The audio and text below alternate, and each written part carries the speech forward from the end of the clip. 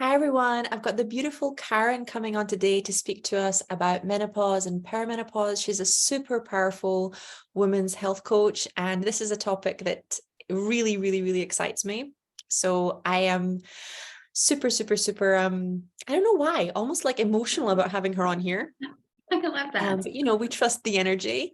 I'm going to just bring up her bio for you guys. So her goal is to open up a dialogue on conversations around menopause, helping women to thrive, not just simply survive. She's also a personal trainer and a sports nutritionist. She runs small group fitness trainings, one-to-one coaching, and is a wellness guide for Athleta Well. She's not just logging in the miles. You can find her at home in Austin, Texas, enjoying time with her husband, 3 kids, and 4 fur babies. Okay, you live in Austin. I have no idea what the hell is going on with me in Austin. But there's something there. Like there's an energy about Austin, Texas at the moment. It wants to bring you here. Yeah. It does have a really cool vibe. It's got so many spiritual healers on podcast admin here have been moving there as well. So, okay. So tell the audience a little bit about you, what you do, what your programs are, and then I'll pepper you with some questions. Okay. So I started as a fitness coach about 8 years ago, after I guess having my own midlife crisis. I was a middle school teacher for about 17 years, and I was like, this is fun, but it's not serving me anymore. And so as my kids got a little bit older and a little bit more independent, I was like, I feel like I need to find who I am again. And so I talk a lot about that with women going through midlife, because all of a sudden we have this newfound freedom, but we don't really know what to do with it. So I ended up getting into health and fitness because I always liked it. And that just kind of spiraled into health coaching, because I was like, there's more than just showing up for the workout. There's what goes on in the kitchen that inspired me to get certified in nutrition. And then there was just so many other elements. There was, conversations around sleep and stress reduction and gut health. And I was like, I am doing a great disservice if I don't address the whole person, and really got into that holistic approach. And so probably about 4 years ago, I started struggling with my own fitness journey. I was like, I'm gaining weight. I'm still doing all the things. I'm eating the right foods. At least I think I'm eating the right foods. I'm gaining weight. My endurance is not there. I can't lift the weights I wanted to lift before. I'm in the middle of a workout. I can't even formulate a sentence to tell people to do a squat. And so I'm talking to my mom about this, and she goes, oh, it sounds like you're going through perimenopause. And I was like, what is that? And she's like, well, it's before you actually go through menopause. You go through this whole stage. And I was like, why have I never heard this before? And so I dove deep into anything I could get my hands on. I was reading books and attending workshops and talking to people, other women that were already, focused on menopause. And I just learned everything I could learn and got educated and got, trainings and certifications. And so that really, I was like, no woman should ever have to go through this alone. And if I didn't have my mom, which a lot of my friends don't have their moms, or they just don't have that open line of communication, I wouldn't have known what to do. I thought I was going crazy. I thought I was losing my mind. And so it just, that's kind of where it went. And so I just talk about menopause, and we talk about everything from, the changes in your hair to the changes in your skin to the changes in all of your lady part issues that you're struggling with. And because I feel like a lot of people don't know what to expect. And so it's like that last chapter of the book was just left out. Like somebody either tore it out, forgot to write it. I don't know what happened, but it wasn't there. No, and it's 15 years. Like the average perimenopause is 15 years, and it's just taken out. And it's like this monolithic silence, like nothing happens. Yeah, I don't, and a lot of people don't understand that. They're like, oh, so I'm just going to be here for like a couple months or something. And I'm like, no. You've been here for 15 years. So sorry. Then you go through menopause, which, menopause doesn't actually hit you until you stopped having your period for 12 months. Then you can celebrate. Menopause really is one day, which is so crazy that it's this umbrella term for, years of women's health. Yeah. And then you go into postmenopausal, and there's all kinds of things that are going on with postmenopause that nobody talks about. And so it is so important to get educated, because we are here for literally the next third of our life. Okay, so I'm just going to break it down for the listener. So just for you, if you guys are brand new and you're kind of joining us and you're like, I've never dealt in this topic before, either because, you've been taught the complete lie that it's not relevant to you until you're like a lot older, Right. or, you've been there, but you've only heard about menopause. There's three issues that come up here. One is the perimenopause, which is we're discussing. One is the postmenopause, but the other is early menopause. So that can come on after pregnancy, or if your hormones are whacked, or your mineral stuff, or because of other things that go on as well, or other health problems. And the symptoms are similar. The ways that you handle them, and yeah, it's mad that in medical school they cover 1 day on this, if it's a good medical school. Sometimes it's even less than that. And it's a huge, huge mental health issue. So let's slow it down. So what was it like for you when you were like, oh my God, this is like a 10 to 15 years stage, and then there's going to be post-menopausal stuff as well? What were the solutions you implemented? What started working for you? When did you decide this was your thing? So when I started researching, obviously I learned a lot more about my hormones that I didn't know. And there's really like 7 key players that really affect everything that's going on in our body. And so I looked at, the importance of testosterone, because again, as women, we always think that's a man's hormone, when in reality, it's so important for us, for our fitness, for our energy, for our sleep, for our brain function. I looked obviously at progesterone and estrogen. I looked at, how our stress levels. So looking at, cortisol. I was having issues with my thyroid. And so one of the things I did is get educated on my hormones and really, what are their roles in my body? Because I think it's like breathing. Our body does it and we don't think about it. And until we notice that we're struggling with breathing. And so that was one of the areas. The other thing is I had a doctor that knew her stuff, and that made a huge difference. And so I run into a lot of women that are like, my doctor just kind of like said, either one, you're too young, which I'm like, no, don't allow that, conversation to happen. Or they want to put them on antidepressants, or they just they're like, well, just eat less, move more, you'll lose weight. And again, that is the last thing we need to be doing. And so for me personally, I was so fortunate to have a doctor that understood and got me on hormone replacement therapy. It was like that light switch flipped again. And so I tell people, when I started to feel it, it was almost like overnight. Like I woke up like the movie, The Santa Claus, and I was literally 10 out. And I'm like, I am 30 pounds heavier all of a sudden. Like what just happened? And I was, like I said, I was struggling with a lot of brain fog, joints were hurting and all. But there was also this whole thing going on in the bedroom. I don't know if this is too much for your go for it. People. So obviously, things change, it becomes a little bit drier, it's not as comfortable anymore, but I was noticing a lot of pain and burning, and I was like, this doesn't feel good.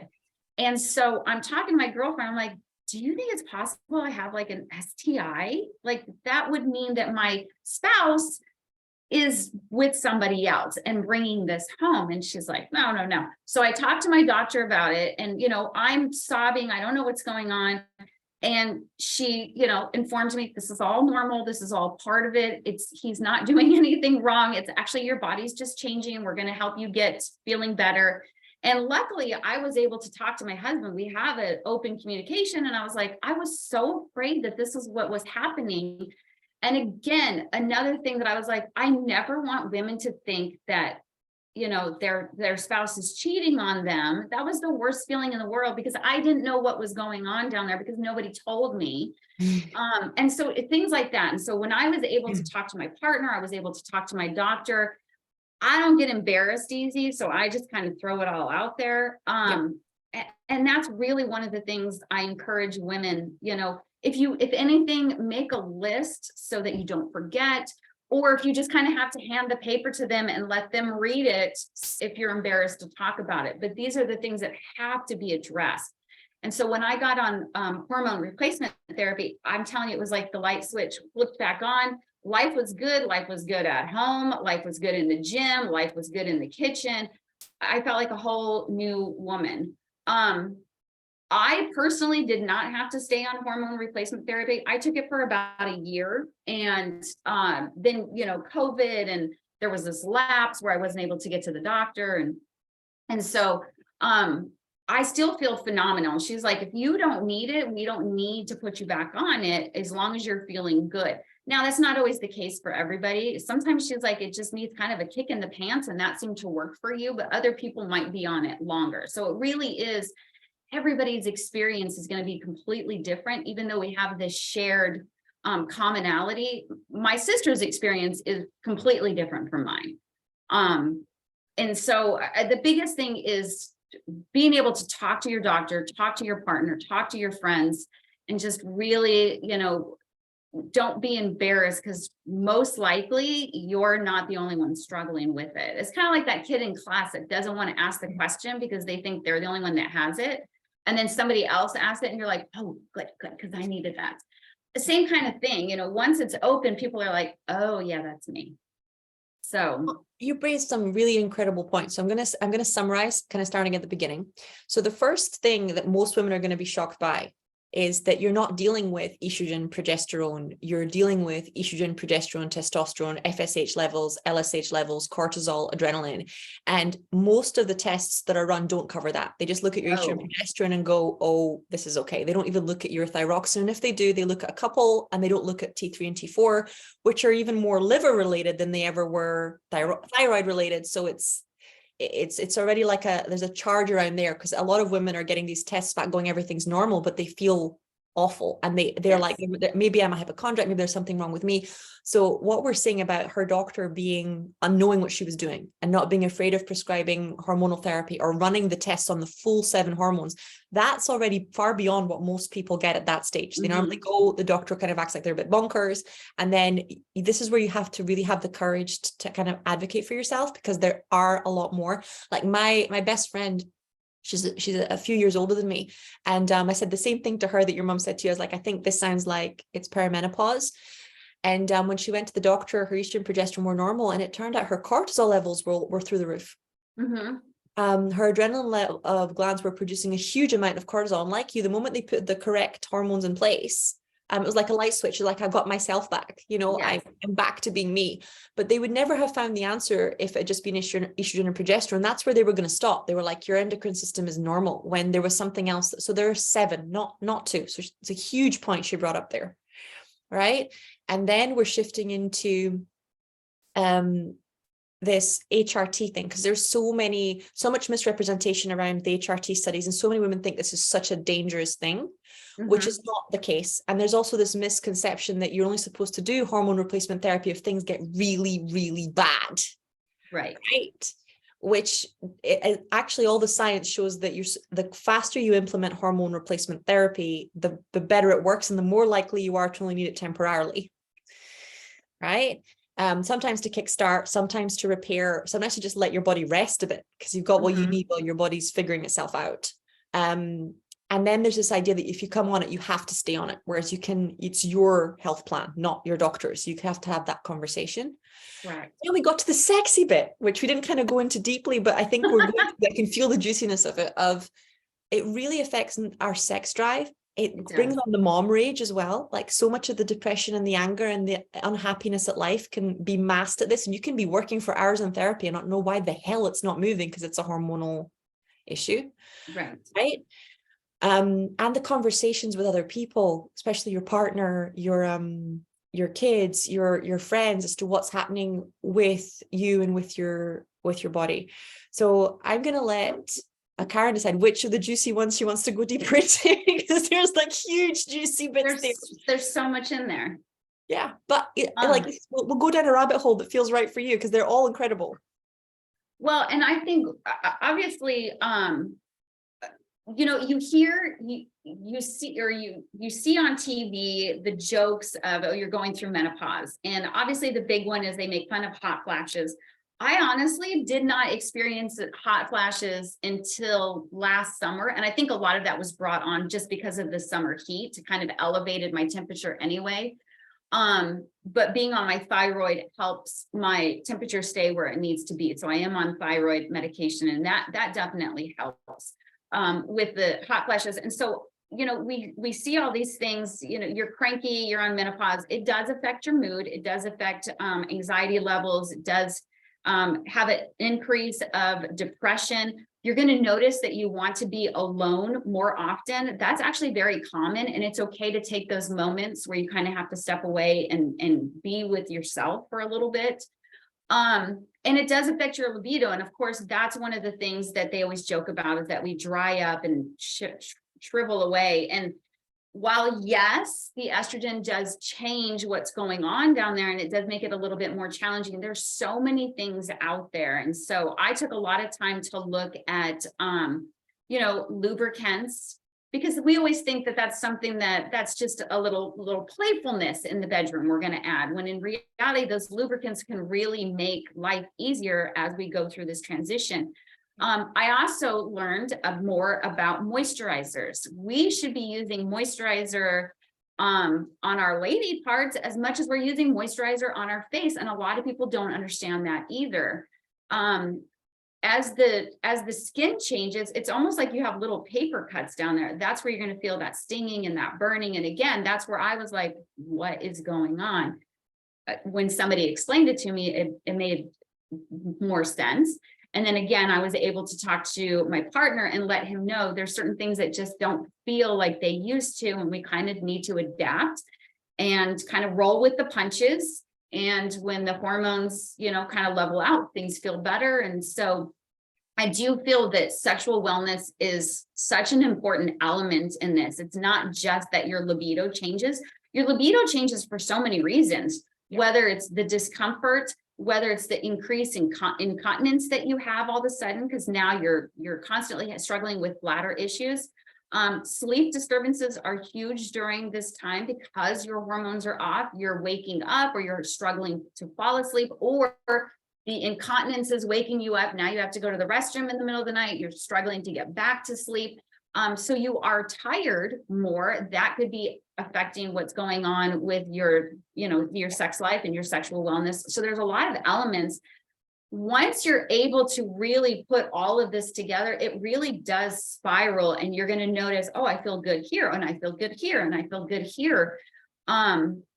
It really is trying to put together a puzzle piece. It's not going to happen overnight. And I think that's where a lot of people are like, oh, this one thing didn't work, so I need to just not do it. It really is finding what works for you, and what works for you might not have been, the same thing that worked for the lady that is in the cubicle next to you at work. But at least it gives you some information to some of the things that I should be searching for and seeing where I'm struggling. Just like I said, just opening up the conversations is a huge deal. Mm-hmm. And if we kind of, like I said, we slow it down and break it down, because my audience will get a shock here. So what I specialize is in medical intuition. And I work a lot with the herbs and the minerals and the vitamins, because I've got the nutritional side too. But what I always teach because I teach a lot of medical intuitives every year, is that you are supposed to let the client lead. And there is not one answer. It is their journey, and you are there with them on that journey. And it's your job to be present. Right. So most of my client base is like their brain is like natural. But then I have like the 20% that are completely happy and using the medical route in a very healthy way, and it works incredibly well for them. Mm-hmm. So if you've just like dropped in here, and you're like, oh my God, Sky's talking about HRT. It's like our job is to go with people on their journey, and to support them in their journey. It's not to pull them into one right way, because there is no right way. Yeah. Right. And that's what Karen is bringing up in such a huge way, because there is not one right way. And I have had women who have tried everything when it comes to the herbal side, and it hasn't worked, and HRT was perfect. And I have had women that have tried the HRT route and it didn't work for them, mm-hmm. and the herbal route was perfect. So you have to You have to find the courage to find what works for you. It really is. And such a wonderful time in general. And I try to let my clients know that even though that we are struggling with some of these issues, and this really is our caterpillar to butterfly moment. This is where we get to step out and really become who we are.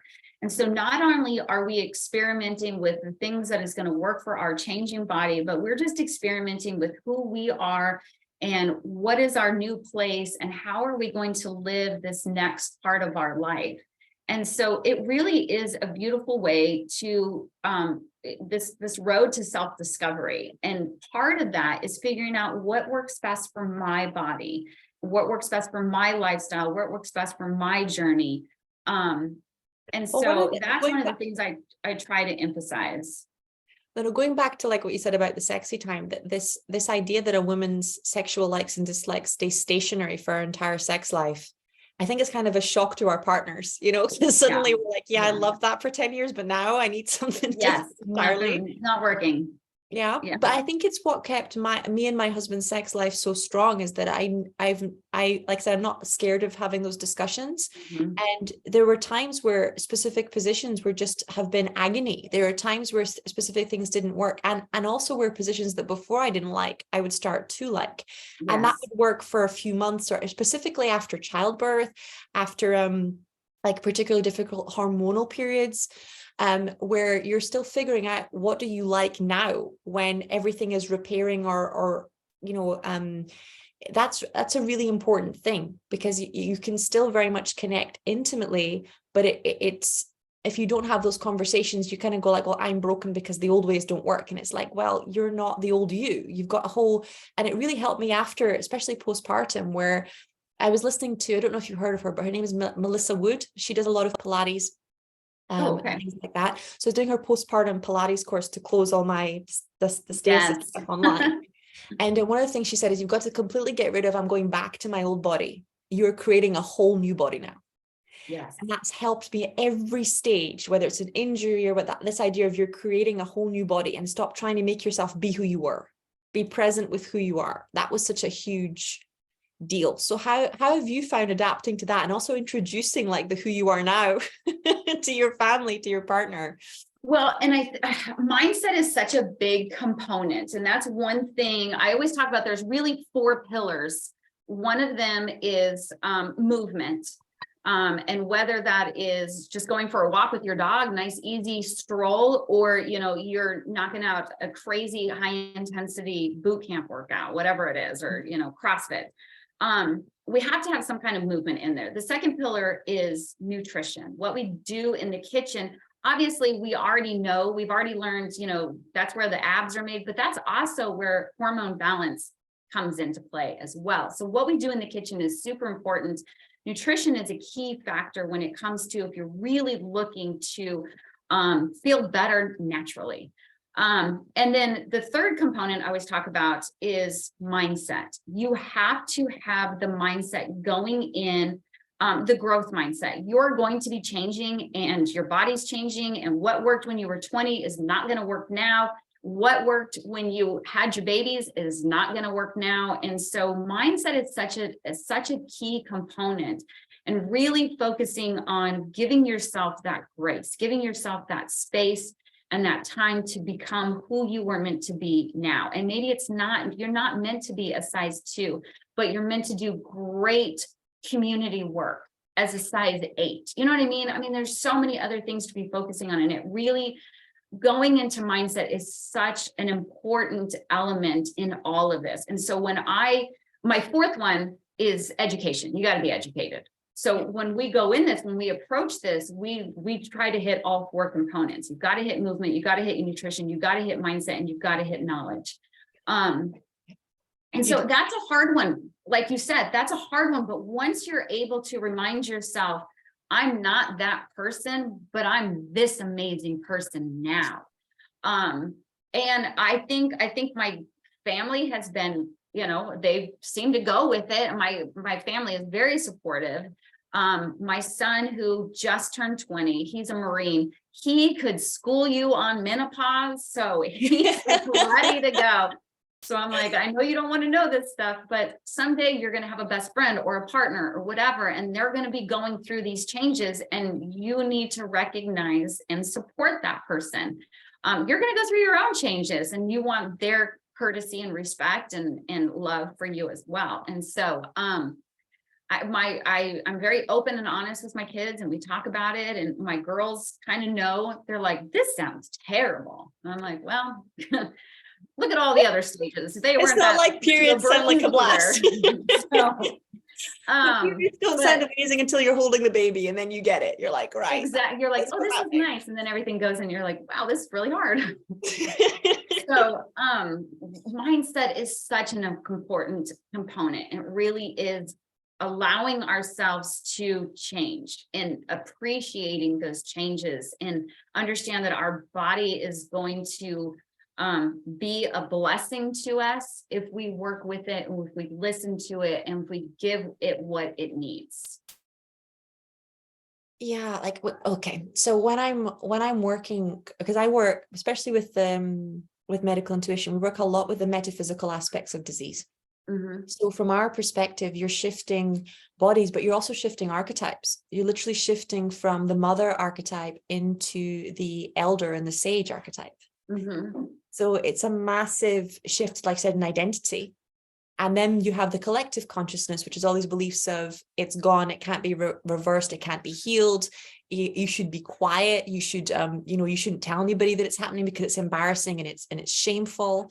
And then you're looking at what's possible, and not just what's possible now, but what's always been possible, because so much of early menopause, perimenopause comes from our bodies being damaged in different spaces through life, whether it's through trauma, whether it's through childbirth, whether it's through a badly managed postpartum, and even just gut issues. If you could be in the best food on the planet, but if you're not absorbing the nutrition, you can't make hormones without minerals, without vitamins. And you can replace them, but you can't make them unless that's sorted out. And we have like a sickness care system as opposed to a health care system. So if you haven't made your health a priority, that's one of the things I'd say is really go and get the insurance documents filled out, get all your ducks in a row, because the traditional healthcare system, it won't be able to provide what you need at the level that you want as you're going through your hormonal story. Right.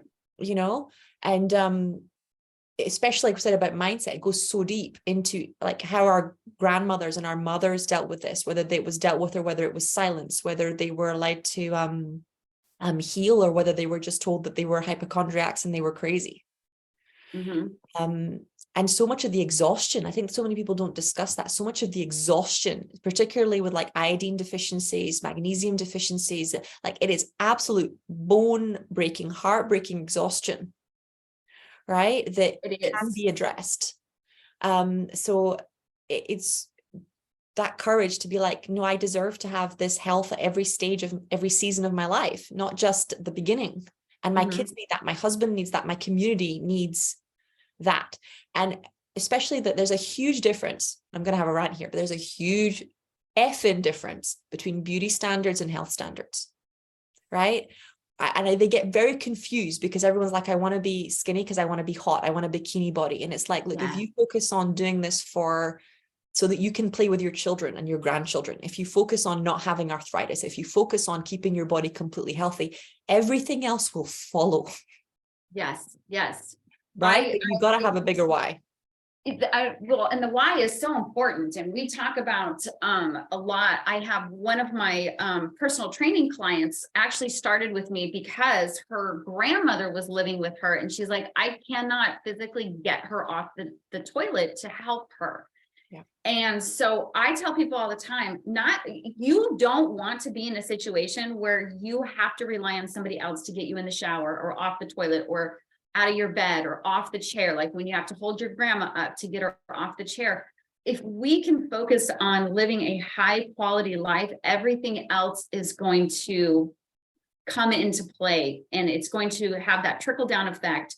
you're going to feel it, you're going to see it. And maybe it's not the, Instagram size that you're supposed to be according to them, but you are going to feel good. You're going to feel good inside and outside and everything else. People are going to notice that, and that confidence is so much more than, the size of the jeans that you're wearing. And I think the other thing, like you said, so often it is, we're focusing on the sickness versus the health. And I notice, looking, especially with people that I connect with in other countries, menopause is looked at differently. And I'm noticing in other areas, like the UK and Australia, they're really, implementing more menopause related, initiatives in the workplace or in healthcare or testing or whatever it is. And I feel like that eliminates so much shame from being, having to hide your symptoms or whatever it is that you're struggling with, where I feel like in the US, it's not something. So, I've had clients that are like, I don't want to do presentations at work anymore because I'm so afraid that I'm going to get a hot flash or brain fog in the middle of it. And so now I've kind of stepped back and let, the other people take over. And now I don't feel as important in my workplace, and I'm losing my credibility. I'm losing my, my statue in the office ranking, whatever it is, because I can't tell my supervisor, I don't want to do this because I might have a hot flash. And again, it breaks my heart that we're having to play small because other people don't understand this new season. Well, it breaks my heart in so many ways. My mom went, like, she's been through her menopause for almost 10 years now, but so much of this is like, it's a bigger thing. Estrogen, both estrogen dominance and a lack in estrogen are so connected to dementia and long-term chronic, and to gut issues, right? Yes. Estrogen is the hormone that lets your gut lining repair. So many people are focused on healing their gut, not understanding that unless their estrogen is balanced, they're really going to be in trouble. So when people focus on their thyroid, not understanding that estrogen is converted into thyroid hormone.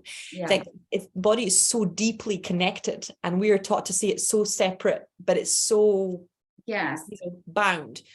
And when you're going, it's exactly what you're saying. Like there's so little need for us to go through this in as much suffering as we are. And it's exactly the conversation of, if a guy was having batches where he couldn't remember where he was and he couldn't remember what he was doing and he was sweating through, there's no way that someone would just expect him to shut up and deal with that. Right? That is a proper serious thing that needs to be addressed and reversed before it becomes a more serious issue. I agree. Same thing with arthritis or with, it's not like a shut up and go away. These are things that are very hormonally related. And it affects the quality of your life. It's not just a little thing that you're dealing with that it's like, oh, okay, I just have to deal with it for 30 seconds. No, this literally affects the quality of your life from the time you wake up to the time you go to bed. On your sex life.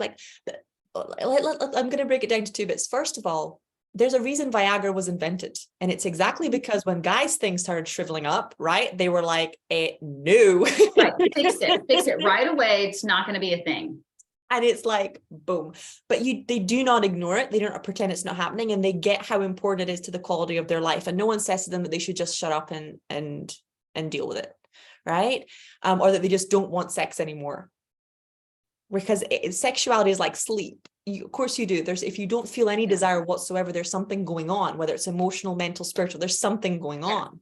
Yeah. Right? It's like me going, I can't sleep anymore, and someone going, oh, you're fine. It's like, no, like sex, hunger, sleep, these are drives. They are not emotions, they're drives. Yeah. So there's something there. And then we get into like what we're dealing with this idea that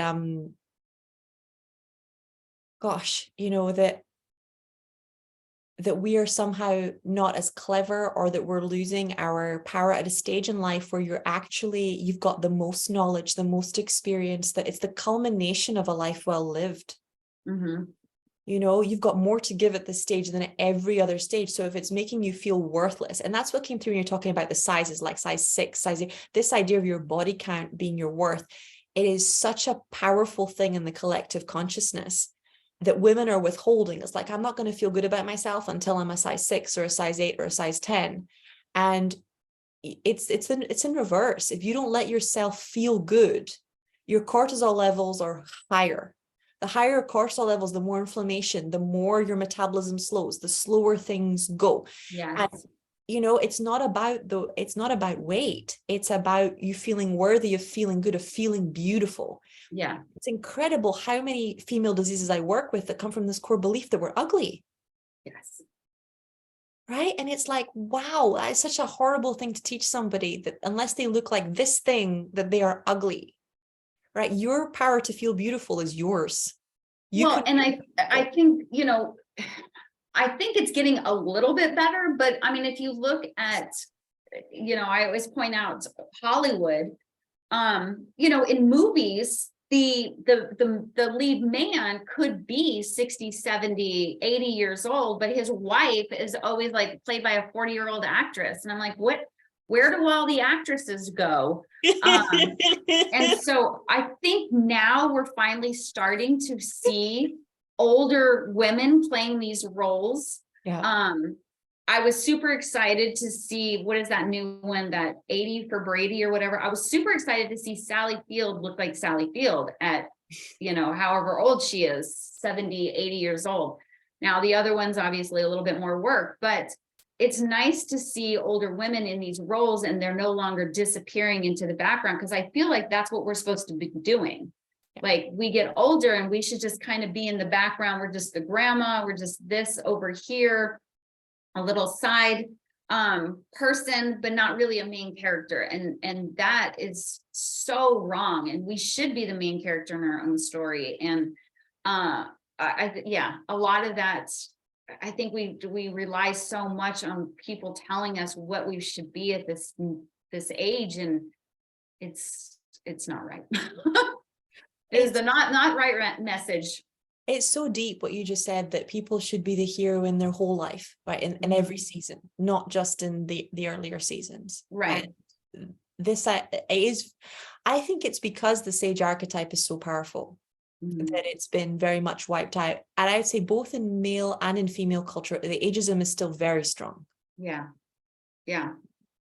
Because we are weaker. And I really noticed it when I had my son, just how much having my mother there. That's one of the reasons why we moved back, to be closer to family, having that backbone, because suddenly if you don't have that, you are taking the brunt of everything and you have no one.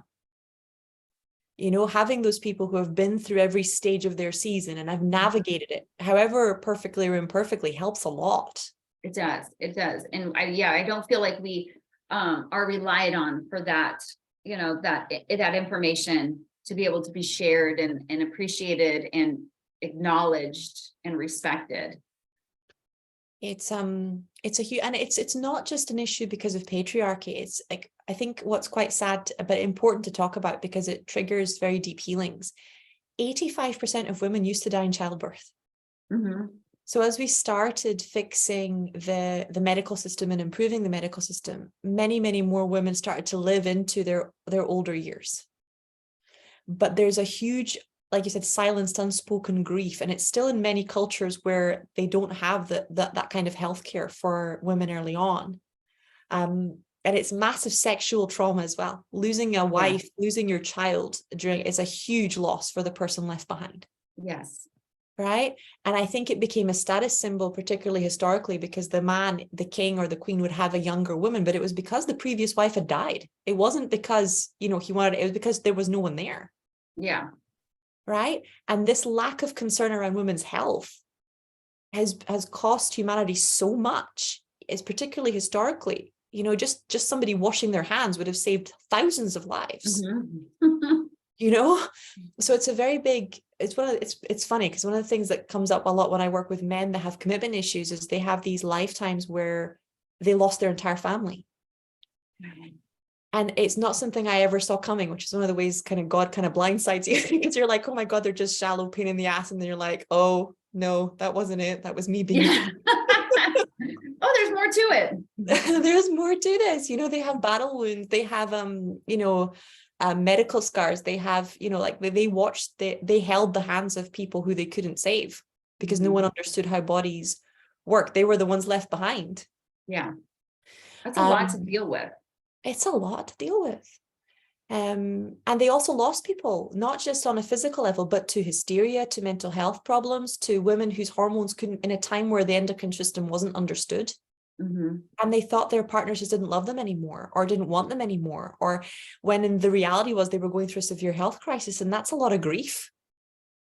I feel like that because, people always talk about the midlife crisis, and you'll notice a lot of people getting divorced in their late 40s, 50s, 60s. And you're thinking, wow, y'all have been married, 25 years or whatever. And now you're calling it quits at this point. And a lot of it is because I feel like people feel like they're left behind. There's a change going on, that communication's not there. There's a disconnect. And so they feel left behind versus, hey, we got to get back on the same page. And a lot of that comes from, opening the dialogue. And I could see where, going through this myself, where the moodiness or the anxiety or the depression or the lack of desire to be intimate with my partner could completely drive us away had I not spoken up and said, this is what I'm struggling with. And so there is a big loss during this time. Okay, so that was so deep, because what I got when you were saying that is be careful as fuck with the meaning you give to menopause. Because if the meaning you give it is, I don't love my partner anymore. Yeah. If the meaning you give it is, I am now a different person, and this illness, because it's not an illness, but this is who I am now, then it's like the whole things will fall apart that aren't a reflection of what's actually going on, just because you haven't been brave enough to address the health issues behind it. Yes. Yes. And like I said, I mean, it really is this beautiful, caterpillar to butterfly moment, but if you're not experiencing it with your partner and you're, out and about by yourself, they're definitely going to feel left behind. And obviously it happens to men too. Theirs is not, they do go through their own menopause. Theirs is longer and it's slower and it's not, that's punch in the gut like we get. So they do go through those changes too. And so when you're able to have those conversations and change together and respect each other's changes and evolve together, it does make a world of difference. But I do see a lot of pain coming from people not being able to reconnect because of what's going on. I think particularly because men are so socially conditioned to only experience emotional intimacy during sex. If you take that out and they haven't got any other bridge. Yeah. Right? Yeah. They don't, like I said, it's not the truth, but it's what's happening. They're like, oh my God, she doesn't love me anymore. Yeah. And that's when most people will start, protecting themselves, because the behavior is there's no connection. And even if the person hasn't said they're leaving, they're going to go. If they don't want me anymore, then I don't have any love. There's no connection. Yeah. Right. Which for us is very different, because we experience emotional connection in a number of ways. But even then, I think there are many women that if our partner said, I'm not going to sleep with you anymore, I'm not interested in you sexually anymore, we would freak out. We would think they didn't love us anymore. 100%. And so, yeah, it is a hard time to, try to navigate this. It's a hard time to try to navigate it together, let alone alone. So. Yeah, which I think is why the conversation is so important, like saying, hey, look out for this and know that it's not just a health like a relationship issue, it's a health issue. Yeah. But I do think because you are shifting archetypes into that sage archetype, I do think that, and because the kids are gone, there are sometimes, toxic relationships or things that have gone on for too long. There are things that we let go because we were more focused on the kids and the family that suddenly can no longer be ignored. Right. That is, yes. Yes. I mean, you always are going to have that other extreme where they're like, finally, I can make these decisions for myself. I've lived this life for somebody else, and now it's time for me to make these decisions. So, yeah, I mean, it really depends on how was the relationship 20 years ago to begin with. So. Yeah, but I think it's been a really good conversation to have from both angles, because I think it's like you said, most of the conversations are we only deal with one area, whereas we've kind of umbrellaed, but in a relatively, I think in a very compassionate way, with pulling people in and getting them to ask those questions. Particularly, like, a lot of my audience is in India's and Dubai's and cultures where it may be a lot harder for them to have these conversations, right? And when we start opening it up, it means that things can get addressed. It means that things can move. It means that people aren't scared anymore. And that's a huge, huge thing. So is there anything that you would like to say, to the women out there who are listening, potentially to their partners who are listening, who are facing this and may not even know they're facing this because it's come up as another way? I think the biggest thing is hopefully your person, and if you're noticing these changes, this is a perfect time to kind of ask them how they're feeling and how they're doing, and maybe the one partner is not ready to open up that conversation, but the other partner does. I think that's incredible. I can't even imagine if my husband had came to me and been like, hey, I've noticed this. I think you might be going through the change. I'd be like, what, really? That's so kind. I think a lot of it is just having that communication as much as possible, because it is embarrassing and it is hard to, say that you're no longer Superwoman and that you're struggling with, just formulating a sentence. But it's so important. And so having those conversations, knowing what questions to ask when you go to the doctor, and demanding, I mean, not, in a forceful, No, I get it all the as time. far as I'm concerned, be forceful. Okay. Well, I'm just gonna say, be forceful. People are always like, oh, it's a Karen. Okay, not that kind of demanding, but no, be a Karen, be a fucking dragon, be whatever you have to go be in to get there your health. and be prepared and say, I need these answers. And if they're not willing to work with you, be okay with getting a second, third, fourth opinion. I think so often we just assume that a doctor is an expert in all things, which is absolutely impossible. Why do we think that? And so hopefully, if you're able to ask your doctor, is this something that you are familiar with? Do you have a recommendation for somebody that might know a little bit more about this season? Again, even having the conversation with your doctor. But if they say they're familiar with it and they're still blowing you off, then yeah, be willing to go somewhere else and say, this isn't working for me. I need to find some answers. You need to go somewhere else. And on average, it takes 6 doctors before a woman will get proper treatment for either a chronic illness or for menopause. So don't think you're 6. Statistically 6.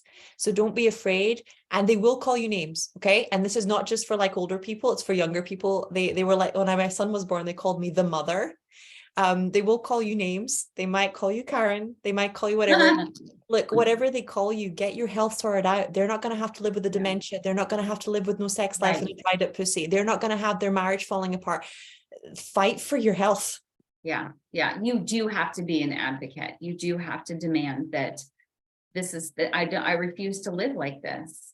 And if you've been a people pleaser your whole life, you're not going to do it perfectly. You are going to bite some people's heads off, but you're going to have to figure out that balance. And that it is what it is. I'm completely for kindness, but gosh, if your kindness means that you're not going to get treatment for like a really serious, that is not okay. People shouldn't take advantage of that.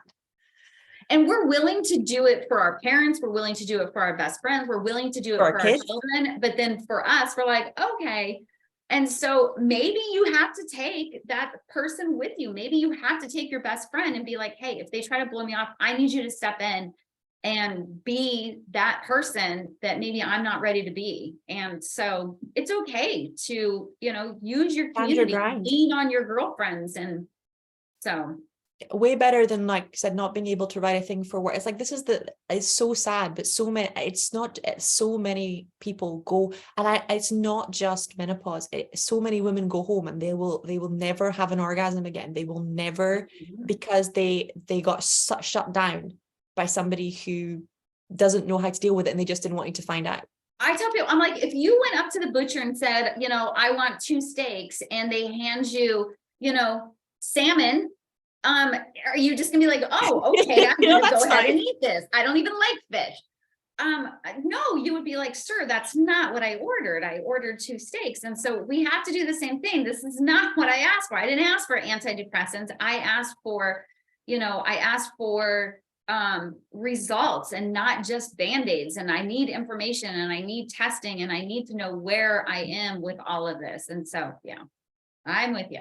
I have a feeling I could talk to Karen for I know, I love this. I could you talk guys know, forever. I could feel like little bits of Karen, I'm like, boom, and it just wants to go places. So I'm definitely going to be having her back on here again.